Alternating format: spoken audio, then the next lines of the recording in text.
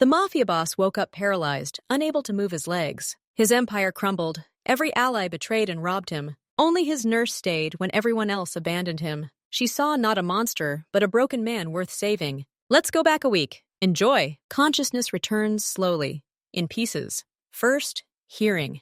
A steady, insistent beeping sound to the left. The dull hum of ventilation. Then smell. The sharp smell of antiseptic, pungent and nauseating. Jin opens his eyes. A white ceiling. Alien. Not his bedroom with its dark wood and low ceilings. He tries to turn his head. His neck creaks. His muscles stiffen. His field of vision. A white wall. A blue curtain. A light-colored plastic nightstand. A room. A small room. He tries to sit up. The command from his brain is clear, as always, but his body doesn't obey. Instead of the usual movement, there's only a slight tremor in his shoulders, and a sharp, dull pain in his lower back that makes him groan. He freezes, feeling cold sweat on his forehead. He tries again, concentrates. Raise your left hand. His hand lies motionless, heavy as lead. Panic, sharp and blind, hits his chest. He looks down at the outline of his body under the light green blanket. Wiggle your toes, he orders himself, whispering. Nothing. Not the slightest movement. Not a single signal from down there. Only the blanket, flat and lifeless. His world, which yesterday was an endless field of action, has now shrunk to these 4 white walls. He closes his eyes, then opens them again. The ceiling remains unchanged. On the nightstand, a centimeter from his motionless hand, lies his phone. Expensive, heavy, black. It always buzzed, vibrated, flashed multicolored lights. Every few minutes, day and night. It was the pulse of his empire. Now the phone lies silent. The screen is dark and featureless, like a piece of glass. Jin looks at it, waiting. A minute, 2. The silence in the room becomes louder than the beeping of the phones. For the first time in 20 years, he doesn't know what's happening out there. He's cut off, abandoned here, in this silence. The door opens without knocking. A woman enters, tall, wearing a simple light blue uniform. She has dark skin, and her hair is pulled back into a tight bun. Her name tag says Leah. She doesn't smile or look down. She simply looks at him calmly, assessingly, the way one might look at a piece of furniture. Good morning, she says in an even voice, without obsequiousness. I'll check your blood pressure. He's used to people flinching under his gaze. This woman doesn't flinch. She places the cuff on his arm, pumps air, and looks at the reading. Her movements are precise, quick, without unnecessary touching. Her calm angers him, more than the pain in his back, more than the stiffness of his legs. Where are my people? His voice sounds hoarse and alien. There's no one outside, she answers, writing down the numbers on her clipboard. Only the staff. You need to drink water. She places the glass with the straw on the nightstand and leaves as quietly as she came in. He is left alone with his anger and the dark screen of his phone. With effort, moving only the fingers of his right hand, he scoops the phone towards himself. The screen lights up at his touch. Password. He painfully taps the numbers. The work calendar opens. He scrolls through it. Today, tomorrow, the day after tomorrow, a week ahead. Before, every day was scheduled down to the minute. Meetings, negotiations, advice. Now every day is marked with the same cold, impersonal stamp. Cancelled. Red letters. He scrolls back and forth. Empty. His time, his life. Cancelled. By whom? He didn't give such orders, so the order was given for him. He throws the phone onto the blanket. It falls silently. Later, when it's dark outside, he notices movement at the door. A shadow in the crack of the loosely closed door. A familiar shadow, broad in the shoulders. No Muyon, his right hand. The man he rescued from poverty. Jin freezes, staring straight at the door. The shadow doesn't move for a second, 2, 3. Then the door opens a little wider. He sees part of a face, a familiar profile. Their gazes meet in the semi-darkness. Jin doesn't say a word. He simply stares. And he sees something flicker in No Mu-yeon's eyes. Fear, shame, calculation. The man abruptly looks away. The shadow recoils from the door. Footsteps quickly retreat down the hallway. Not a word, not a ring, simply gone. Night. The beeping of the machines seems louder. The pain in his back is dull but constant. He looks out the black square of the window. There, beyond the glass, snow falls, reflecting the light of the street lamp. And in the glass, like in a dirty mirror, is reflected the room. And his face. He peers at it. Emaciated cheeks, Deep lines around the mouth, gray hair appearing at the temples in a matter of days. And the eyes. Empty, dark, without the usual cut of steel and power. The eyes of a frightened, tired old man. He turns away, unable to look. In the morning, Leah arrives with breakfast. But on the tray, besides the standard hospital porridge, there's a small plain container. "This is chicken soup," she says, opening the lid. A faint, homely steam rises from it. "Not from the cafeteria, mine." She places the container in front of him, sets down a spoon, and goes to the window to adjust the curtain. Jin looks at the soup. Simple noodles, pieces of chicken, greens. He can't remember the last time he ate something so simple, something prepared not by a chef, but by a regular person. This gesture is alien, incomprehensible. It was easier for him to understand a threat, a catch, a calculation. And this, concern, he doesn't know how to react to it. He silently pushes the container away. Later, when she clears away the tray, she leaves a book on the nightstand. A small paperback with Korean characters on the cover. The book lies open to a page. Jin looks at it. It's a collection of poems. He hasn't read poetry since his college days. He picks up the book. The page is marked with a simple strip of paper. The poem is about an old pine tree standing alone on a cliff while a storm rages around it. He reads the lines and feels anger boil in his chest. Is this mockery? A hint? A silent reproach? He throws the book to the floor. It lands with a soft thud. Leah, washing her hands in the corner, turns. She looks at the book on the floor, then at him. She says nothing. She walks over, picks up the book, carefully brushes invisible dust from the cover, and places it back on the nightstand, closed. Then she leaves. The night keeps him awake again. Pain and helplessness mingle with memories. He sees not the room, but his old office. He sees the faces of the people who listened to him with downcast eyes. He feels the weight of power in his hand as he signed the papers that decided lives. He hears the silence that reigned when he entered the room. The fear he saw in the eyes of others was like air to him, and now he lies here, unable even to raise his head to drink water. Memories of power burn within him, making his current weakness unbearable. He lies with his eyes open and stares at the ceiling until dawn begins to break outside. The light outside the window changed from black to gray, then to a dirty white from the snow. Jin wasn't sleeping. His body burned from the stillness, and his thoughts raced in circles. The door opened promptly at 7, just like yesterday. Leah walked in. The same blue uniform, the same tight bun, the same calm face. She carried a basin of water and towels. She didn't say, "Good morning." She didn't ask how he was feeling.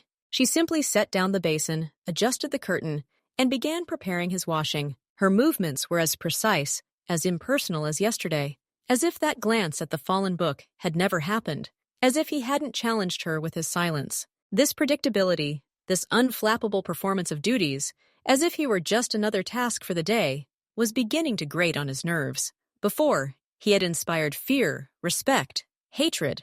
Now he aroused only the nurse's professional interest. He turned to the wall as she began wiping his face with a cool, damp cloth. Later, when she went out for breakfast, he listened. Previously, there had always been two people standing outside the door. He could hear their low conversations, the scraping of a lighter, a suppressed cough. Now there was only the silence of the hallway outside, the distant voices of the nurses, the creaking of a cart. He waited for Leah to return. "Where are Chan and Park?" he asked as she set down the tray. She looked at him, raising an eyebrow slightly. "At the door? No one there. I haven't seen anyone since I was on duty." She said it as simply as she would have stated the absence of a flower in a vase. He was left alone, completely alone. The post by the door wasn't just a place for guards, it was a symbol. A sign that there was someone here who needed protection, someone important. Now the post was empty. The people he fed, to whom he trusted his back, were gone. They weren't taken away. They left on their own. Jin felt a chill of helplessness creep deeper into his bones. Irritation had been building up inside him all day. Every professional touch, every neutral glance, every time she wordlessly adjusted a pillow or moved a glass of water to make it more comfortable for him, all of it acted like sandpaper on his nerves. She was like a stone wall against which his rage crashed. She didn't react. She just worked. That evening, when she brought the medication, he couldn't take it anymore. His voice sounded sharp, hoarse, filled with anger that was looking for an outlet. "Why don't you ask to be transferred to another patient?" She stopped with a pill in her hand, looking at him, not with fear, but with slight surprise, as if he had asked something strange. Why would I do this? She said simply. Why? He almost choked on her calm. Look at me. I'm not the kind of person you like to look after. People don't talk to me. They don't say thank you to me. He searched for words that would frighten her, humiliate her, make her finally see him as a threat and not a feeble old man. But the words wouldn't come. There were only empty cliches from a past life that meant nothing here, in this white room. Leah put the pill in a small paper cup and set it in front of him. I get paid to work. I do it, she said clearly, and there was steel in her even, low voice. Not loud, not aggressive, solid, cold, unbending. Such firmness was familiar to Jin. He had heard it in the voices of his best fighters at decisive moments, but it was not in the voices of those who had called him the day before. It was not in No-myung's eyes at the door. This firmness was in this woman who was simply doing her job. The thought made him even more bitter. There was silence. He took the pills, washing them down with water through a straw. Leah went to the window to close the curtain, but stopped. It's snowing, she said without intonation, simply stating a fact. Jin turned his head. Outside the large window, in the light of the streetlights, snowflakes were falling slowly and thickly. They covered the asphalt, the cars, the bare branches of the trees in the hospital courtyard. He looked at the snow and saw a prison. More walls, more bars cutting him off from the world. Snow blocked every path. It walled him in here, in this room, in this body. Leah stood nearby, also looking out the window. He saw the reflection of her face in the glass. It was calm, almost detached. You don't like winter? He asked, not understanding why. She was silent for a moment. Winter is just winter. Then there will be spring, she shrugged. For her, it was just the weather. Another season. No prison, no freedom, just snow. She pulled the cord, and the curtains softly closed, cutting off the view. The next day, the accountant arrived. A young man in an expensive, but seemingly uncomfortable suit. He entered with an uncertain smile and looked around, as if searching for someone more important. Mr. Jin? He nodded, but did not bow. I was sent from the office. Several asset-related matters need to be resolved. Jin was silent, looking at him. The young man nervously unzipped his briefcase and pulled out a folder with documents. In light of the current circumstances, he coughed, a restructuring is underway. Some accounts need to be closed, some assets re-registered for operational management. You simply need to sign here, here, and here. He placed the folder on the bedside table and moved a pen toward Jin. Jin looked not at the papers, but at his hands. His fingers trembled slightly. He avoided eye contact, his gaze sliding along the walls, over the machines, anywhere but at the prone man. Who sent you? Jin asked quietly. This is a general decision of the board, the accountant swallowed. For the stability of the organization. In your best interests. In his best interests. Jin slowly picked up the pen. He saw the accountant's gaze finally fall on his hand, waiting for a signature. Jin didn't read the documents. He knew it was a formality. A robbery dressed up in fine words. He signed 3 times, boldly, still retaining the remnants of his former confidence. The accountant exhaled, grabbed the folder, and shoved it into his briefcase. Excellent. Everything is fine. Get well soon, he said as he walked, and almost ran out of the room. After the door closed, Jin lay motionless for a long time. Then he picked up his phone, the same one that had been silent. He opened one app after another. Encrypted access, his last secret account. Not for business, not for an organization. His personal golden parachute, the sum he had been saving for years, secretly from everyone. He entered the password. A number appeared on the screen, the one that should have been there. Next to it was a transaction history, and a few lines dated the last 2 days. Transfers. Enormous transfers to accounts whose names meant nothing to him. Each transfer ate a chunk of his savings. The last transaction had been this morning. The remaining balance in the account was negligible. It would have been enough, perhaps, for a year in a hospital like this, for the lives of 10 ordinary families. No. He had been stripped bare. Even what he had hidden had been found and taken. He lowered his hand, holding the phone, onto the blanket. The screen went dark. The room was silent. Only the beeping of the device. It was probably still snowing outside. He lay there, staring at the ceiling. He had nothing now. No empire, no people, no money, no future. Just this room. And silence. He didn't know how long he spent staring at that spot. The rage was too great to burst forth. It had coalesced inside him into a heavy, red-hot ball, squeezing his chest and throat. His fingers gripped the casing of the phone so tightly that his knuckles turned white. He imagined this ball exploding, destroying everything around him, but his body remained motionless, treacherously weak. Explosion was impossible. All he could do was quietly burn from within. A hand in a light blue sleeve entered his field of vision. It didn't touch him. It simply placed a glass on the nightstand, next to his clenched fist. A clear plastic glass, filled to the brim with clean, cool water. A single, solitary bubbler floated on the surface. Leah didn't say a word. She set the glass down and went to the sink to wash something. Simple, mundane. Jin stared at the glass. Condensation trickled down the smooth sides in thin streams. This simple, automatic gesture, giving water to a man, broke something inside him. It wasn't compassion. It wasn't pity. It was something basic, mundane. Something done for a living being in discomfort. At that moment, he wasn't a deposed boss, not an invalid. He was simply a man being given water. The rage began to subside, turning into a heavy, humiliating weariness. He unclenched his fingers. The phone fell with a thud onto the blanket. He slowly, with difficulty, picked up the glass. The water was cold and tasteless. He took one sip, then another.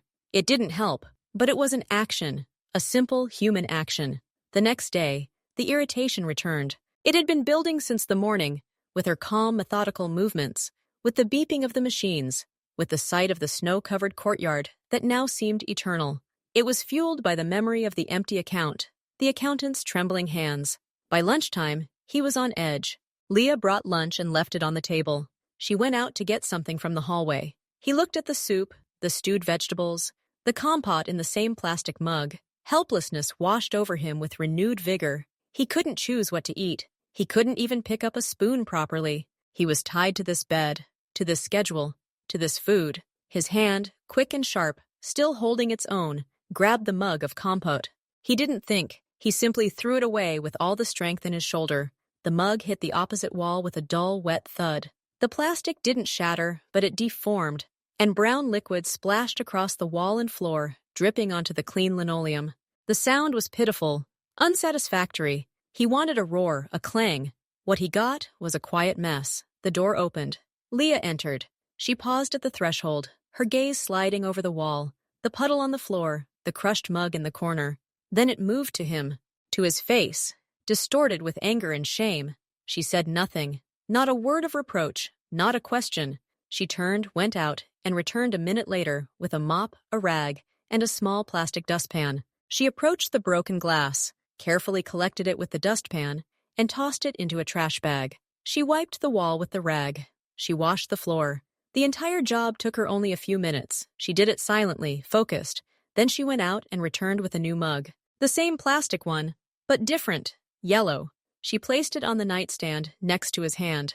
"Don't throw away any more," she said evenly. Not an order, not a request, a statement. "It'll take a long time to clean up, and there aren't many new mugs in stock." He expected anger, condemnation, fear. He received economic logic. His rage finally fizzled out, leaving only a bitter aftertaste.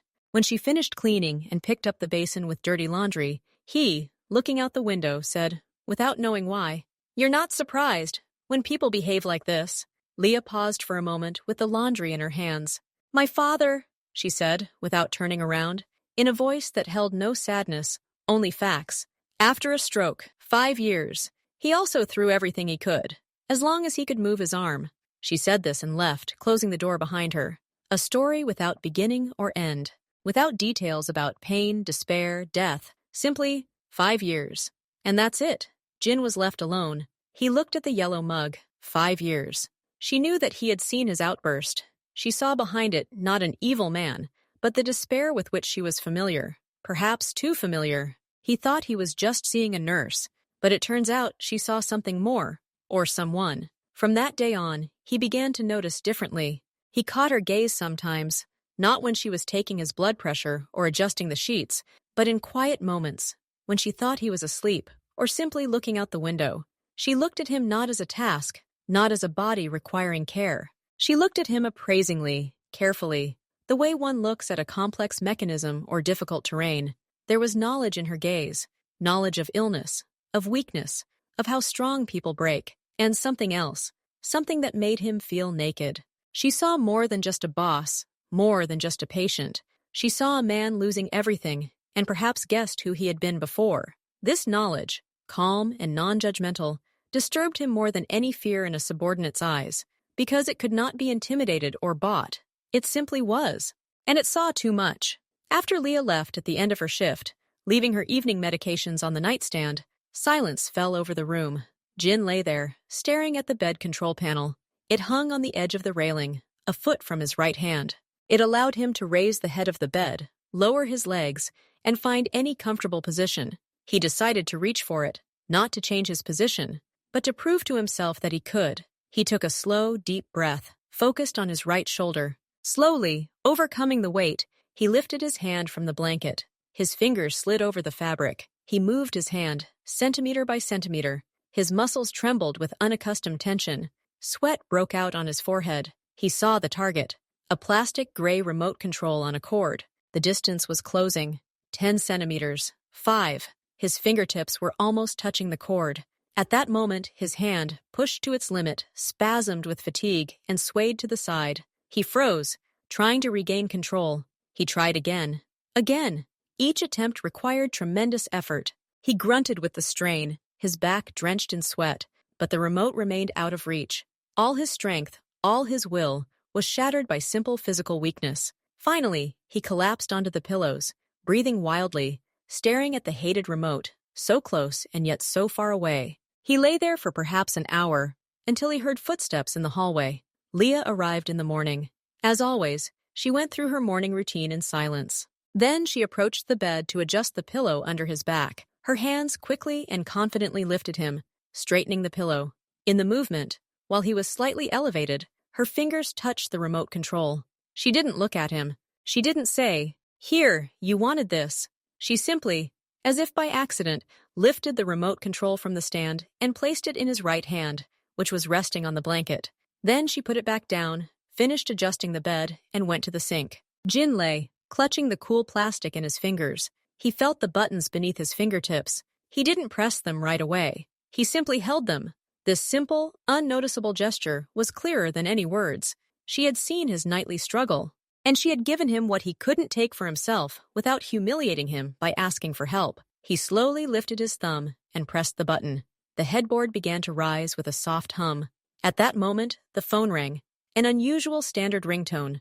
Jin glanced at the screen. The name made him freeze. Kim Tae-sung, a young man, almost a boy.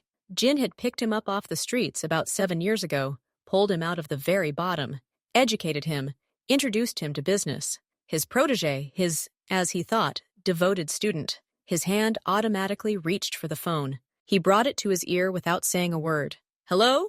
came a young, now confident voice on the line. "Song Sangnim, is that you?" Jin was silent. "I see you called," Kim continued. His voice was even, businesslike, without warmth. "It's better not to do that. The times have changed. Your methods are outdated. Everyone has already changed. Don't call anymore. It will lead nowhere." A pause. The distant echo of some office could be heard in the receiver.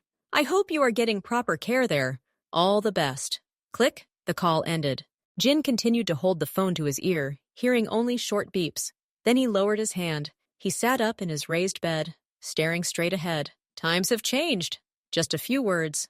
Exhaustive. Then he started dialing numbers, one after another. People he'd known for 20 years. People who owed him everything. He pressed the call button and listened. Long beeps. Short, subscriber unavailable beeps. They picked up once, heard his voice, and then hung up. He called until his fingers went numb. Not a single conversation took place. His world, which he'd built on 2 pillars, fear of him and a sense of duty to him, collapsed not with a crash, but with the silence of the phone. The empire vanished into thin air, leaving nothing in its wake but this hospital room and a memory that no one now cared about. Evening had fallen. Leah came to give him his nighttime medication. She moved around the room in the light of a small lamp, her movements casting long shadows on the walls. Jin was awake. He stared into the darkness beyond the window, where the room was reflected. "Why do you need this?" His voice was unexpectedly loud in the silence. Leah turned around, a bottle of pills in her hand. "What exactly?" "All of this." He waved his hand, turning his head toward her with difficulty. "Coming here every day. Enduring all of this. Me. Everyone wants something from me. money, power, favors. Even when they left, they wanted my assets, my connections. What do you want? He looked at her, trying to discern lies, calculations, hidden intentions in the semi-darkness.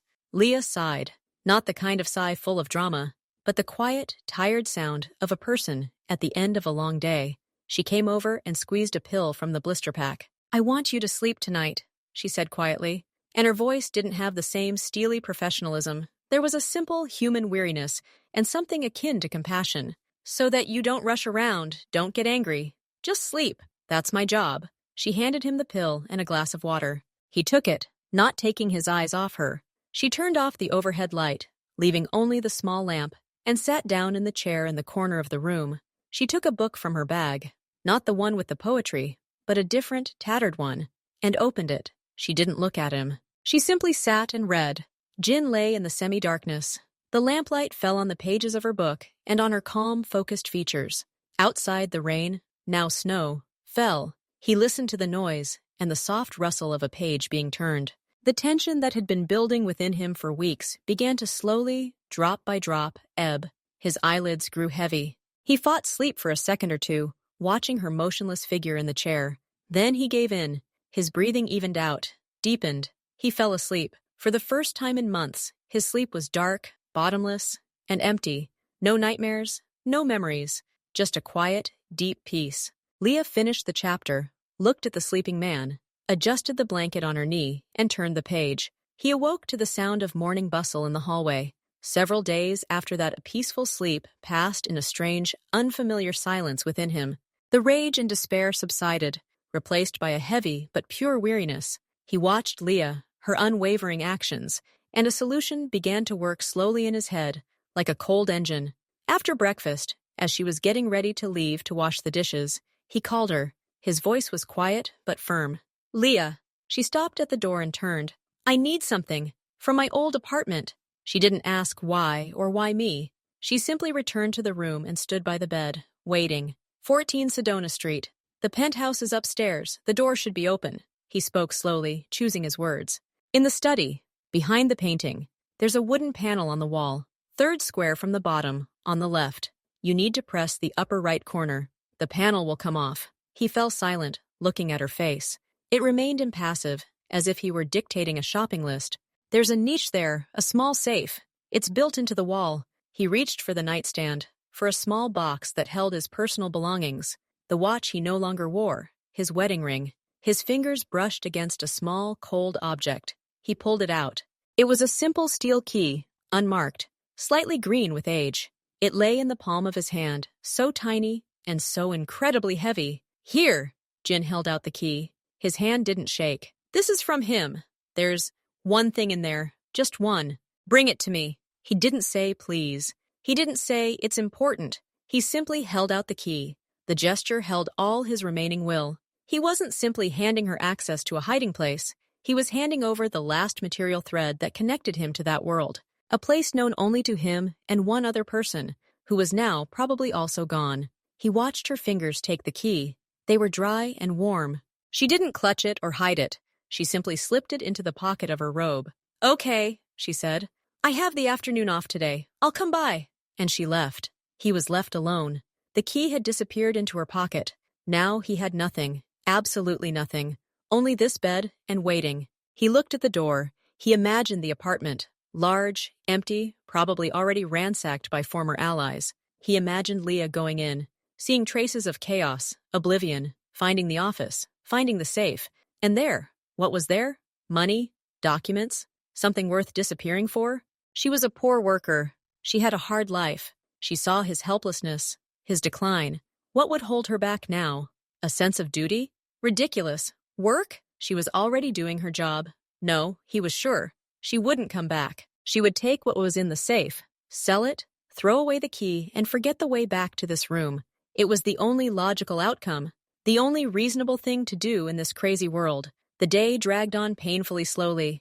Every sound in the hallway made him flinch. The nurse's footsteps, the creaking of a cart, not her steps. He looked at his watch. Lunch. 1 o'clock. 2, 3. She said after lunch.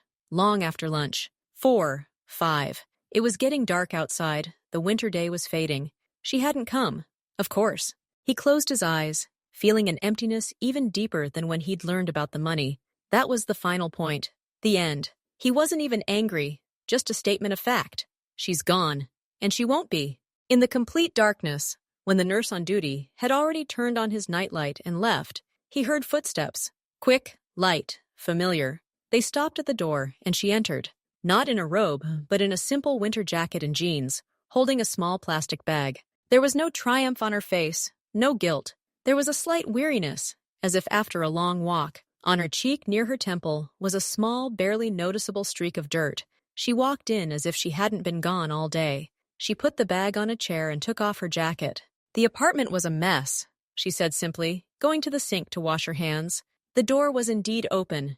In the study, everything was turned upside down, but the panel behind the painting was still there. No one had touched it. She dried her hands, went to the bed, and picked up the bag. From her jacket pocket, she took out the same small key and put it back on the nightstand, next to his hand. Then she handed him the bag. Here. There was nothing else in there. Just this. Jin took the bag. His hand trembled. He looked inside. There were no wads of money, no sealed envelopes, no weapons. He pulled out the item. It was a small wooden box, blackened by time. The same one that had once stood on his mother's dresser in the small house in Busan that he had left 40 years ago. He pressed it to his chest, feeling the familiar roughness of the varnish beneath his fingers. Inside, he knew, were two things: a tattered black and white photograph and his childhood toy, a wooden boat he and his father had carved. He looked up at Leah. She was looking at him, and in her tired gaze there were no questions, no expectation of gratitude. There was simply understanding. She hadn't brought him treasure. She had brought him a memory. And with her return, with this simple gesture, placing the key back on the nightstand, she had given him back something more, a shred of trust in a world that, it turned out, wasn't entirely made up of traitors. He sat, clutching the battered wooden box to his chest. His fingers slid over the familiar uneven varnish, over the dent in the lid he'd made as a child. The entire world narrowed to this small object in his hands. He slowly opened the lid. The creaking of the old wood was loud in the silence of the room. Inside, on a faded velvet lining, lay two things: a black and white photograph, the corners long frayed, and a small wooden boat, roughly carved, with a blue flag painted on the mast. He took the photograph. It showed a young woman in a simple dress sitting on the steps of a house. She looked into the camera with a tired but gentle smile. Behind her, the sea and the rooftops of the houses of his home neighborhood were visible. His mother. He hadn't seen this photo in over 30 years. He thought he'd lost it forever during one of his moves, when his world became larger and more dangerous. And she, this sole link to what had been before all this, lay in a secret safe, like the most precious treasure. The boat lay nearby. He remembered sitting with his father in the courtyard, smelling of fish and tar, painstakingly tracing the sides of the ship with a knife. His father laughed, saying it looked more like a shoe. But then they painted it together, and for little Jin, it became the greatest ship in the world. He placed the photograph on the blanket and picked up the boat. The wood was warm in his palm. He ran his thumb over the rough hull, over the chip on the bow. This wasn't money. This wasn't power. This wasn't a weapon. These were the two most fragile and yet most durable things in the world: memory and love. All that remained of that boy who dreamed of the sea, not of city wars. Something hot and uncontrollable rose in his throat.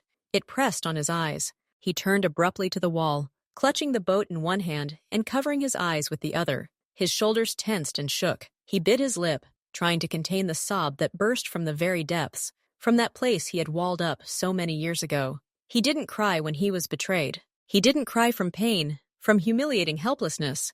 But now, clutching this rough wood in his hand and seeing his mother's smile before him, he couldn't hold back. Tears streamed down his cheeks in hot, quiet streams, soaking into the hospital pillow. He didn't make a sound. Only his back shook in time with his silent sobs. He cried for everything, for the lost years, for the boy who was no longer there, for the mother he never visited, for the father he never had time to understand, for that simple life that he traded for something shiny and poisonous. He didn't know how long he spent like that. When the spasm passed, an empty, pure weariness remained. He heard Leah rise from the chair in the corner. She didn't come over. He heard the sound of running water, then her footsteps. She placed a glass of fresh water and a clean handkerchief on the nightstand next to him. a simple white cotton one. Then she walked back to the window, giving him time and space. Jin wiped his face with a handkerchief. His breathing was deep and uneven. Then he turned slowly. He was still clutching the rook. The photograph lay nearby. "They only left this there," Leah said quietly, not looking at him. She stood by the window, looking into the darkness. All the drawers in the office were turned out. The carpet was cut up. The paintings were taken from the walls. But this hiding place, they didn't find it. Or they found it, opened it, and, she shrugged slightly, they considered it trash. They took everything else. Jin nodded. It made sense. For them, it was numbers, papers, metal that were valuable, not memories. But this, he forced out a hoarse voice with difficulty, looking at the photograph. This is the most important thing. Yes, Leah said simply, turning around. Her gaze fell on the wooden rook in his hand. This is the most important thing. He couldn't speak anymore. He simply sat, holding the boat in one hand and touching the edge of the photograph with the other. Leah returned to her chair, picked up the book, but didn't open it. She simply sat, letting him be alone with what he had just gained and what he had just lost forever. The past he could touch, and the realization that the other past, the one that came later, no longer existed. It had been stolen, plundered, consigned to oblivion. Only this room remained. This woman, and two wooden objects. The night passed quietly. He barely slept, but this time his insomnia was different, not erratic, but contemplative. He stared at the photograph by the light of the nightlight. He recalled the smell of the sea and fried fish. He recalled his mother's voice. These memories were faint, distant, but they were pure. There was no blood, no fear, no calculation in them. In the morning, when it grew light outside, he carefully placed the boat and the photograph back in the box and placed it on the nightstand next to the key, next to the plastic glass of water. At precisely 7, the door opened. Leah walked in her blue uniform, with fresh towels. Her face was ordinary, calm, a little tired after a night shift somewhere else, perhaps. She nodded at him silently and headed to the sink to fill a basin with water. "Leah-san," he said. His voice was quiet but clear. She stopped and turned around. He never called her by her first name, especially not with the suffix san, which indicated not subordination but respect for a person, often an equal. It wasn't an order. It wasn't a request. It was an acknowledgement of her as a person, an acknowledgement of what had happened yesterday, an acknowledgement of the new, fragile agreement between them, which was born on the ruins of all his previous agreements. She looked at him for a few seconds. Then she nodded slightly, almost imperceptibly. She didn't smile. She didn't say yes. She simply nodded, accepting this address, accepting a new role, not just a nurse, and the man present here. "There will be a light breakfast today," she said, in her usual even voice, but now there was perhaps a subtle softness to it. "Porridge and compote. And perhaps tea, if you like." "Tea," he agreed. "Yes. Thank you." She nodded again and continued her preparations. Everything was as usual, but everything was completely different. She was Leah-san, and he was simply Jin, a man with a wooden boat and a photograph, and that, as it turned out, was enough to start a new morning. Not with a war, but with a cup of tea. Not with payment, but with a simple thank you. The world had collapsed, but in its rubble, there was room for something real. And this something walked through the door at precisely 7, wore a blue uniform, and now had a name, which he pronounced with respect. The morning began with tea. Not with checking accounts, not with reports, not with threats. With tea. Leah brought a small teapot, not a hospital one, but a simple ceramic one, and 2 simple cups. She brewed it while he watched. Her movements were leisurely, precise. The aroma of green tea, light and herbal, filled the room, momentarily overpowering the smell of antiseptic. She poured him a cup and set it on the table to cool. He drank in silence. Warmth spread through his body, calming him. He looked at the box on the nightstand. It was now his most valuable asset. He no longer checked his phone. He looked either out the window or at the box. His thoughts, which had previously swung between rage and despair, now worked slowly, heavily, as if clearing rubble. He thought about what Leah had said. This is the most important thing. She was right. Everything that had been taken from him was an illusion, a temporary construct of fear and duty. But this was real. This was the truth of who he had been before he became what everyone feared. After tea, Leah returned to her usual duties. But now her actions, the way she adjusted the sheets or moved the table, weren't simply professionally indifferent. There was attentiveness. She didn't ask him how he was feeling. She watched. She noticed when he winced in pain and discreetly moved the remote closer. She saw his gaze gravitate toward the jewelry box and carefully moved the vase of flowers, now dried, never replaced, so he could see it better. "Let's try sitting up a little today," she said after midday, coming to the bed. It wasn't a question. It was a calm statement of the day's plan. Previously, such attempts would have caused a flash of anger in him. Today he simply nodded. She lifted the headboard, then, gripping his shoulders firmly, slowly, carefully helped him turn over and lower his legs off the bed. His feet, pale and alien, touched the cold floor. Dizziness washed over him in a wave. He grabbed her forearm.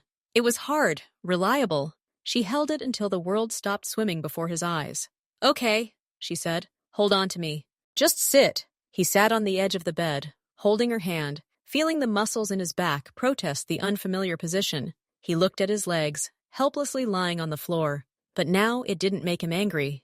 It was just a fact, a condition that had to be dealt with. How bad the weather is outside. He sat like that for a few minutes while she stood next to him, ready to support him. Then she helped him lie back down. He was covered in sweat, his breathing ragged. But inside, the same humiliation was gone. There was weariness from work, from a small but real effort. "We'll try again tomorrow," Leah said, wiping his face with a cool towel. "A minute longer." He nodded again. This had become their new agreement, not about power, but about recovery, about tiny, almost invisible steps. That evening, as she was preparing his evening medication, he asked without looking at her, "Do you always work like this?" "With difficult patients." She was silent for a moment, counting the drops from the bottle.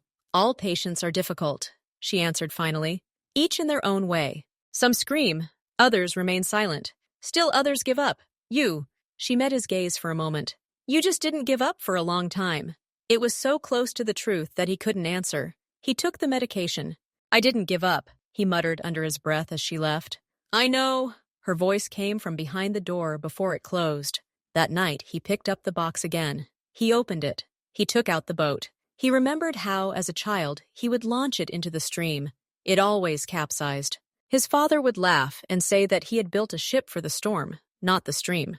Maybe that's why his life had become such a storm. He placed the boat on the table, let it stand in plain sight.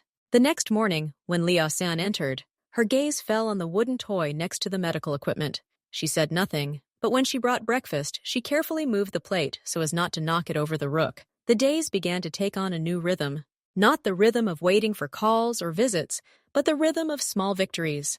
Sit down for 5 minutes. Hold a spoon without spilling the soup. Do a few toe flexes on the advice of the new rehabilitation therapist, whom he suddenly realized Leah had hired, either through some connections, or more likely, simply by insisting on it from the hospital administration. He didn't ask. He accepted. He accepted her help, her quiet, unwavering persistence. She didn't treat him like a crystal vase. She treated him like a difficult task that needed to be done well. And there was more respect in that than in all the deference of his past life. One day, while she was helping him with his hand exercises, his fingers, weak and unresponsive, dropped a small rubber ball. It rolled under the bed. Jin froze, expecting her to pick it up silently, as always. But instead, she looked at him. "Try the hook," she said simply, pointing to a long stick with a hook on the end that stood in the corner, a device for picking things up from the floor. He took the stick with a trembling hand. He tried to hook the ball. It didn't work. Sweat broke out on his forehead again. He clenched his teeth, trying to concentrate. Leah didn't help. She stood and watched. Finally, after the 10th try, the hook caught the rubber surface. Slowly, trembling, he pulled the ball toward him and dropped it on the blanket. "Okay," Leah said, and there was something like approval in her voice. Not admiration, not praise, simply a statement of a task well accomplished. And for him, this meant more than all the previous admiration for his strength. His world was now the size of this room.